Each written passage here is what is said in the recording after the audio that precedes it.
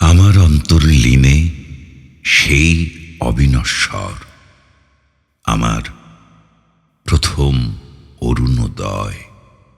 সাধের বেলায় ত্রিবেণী ঘাটে যদি অস্তমিত হয় আমার পৃথিবীর সূর্য,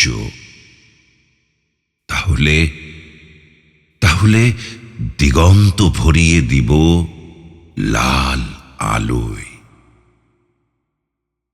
যদি পৃথিবী থেকে হারিয়ে যাই, তাহলে তাহলে মহাজগতে দেখবে তুমি আমার ছুটোছুটি।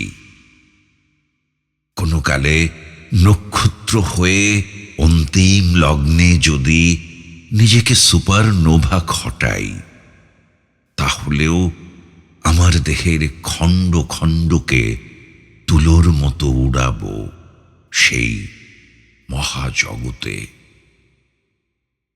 তবু নিঃশেষ হব না, হতে পারি না, কারণ অন্তর্লীনে সেই অবিনশ্বরময় আমার আমি থেকে শক্তি সঞ্চয় করে আবার দেহখণ্ডগুলোর মৈথুন ঘটাবো আমাতেই।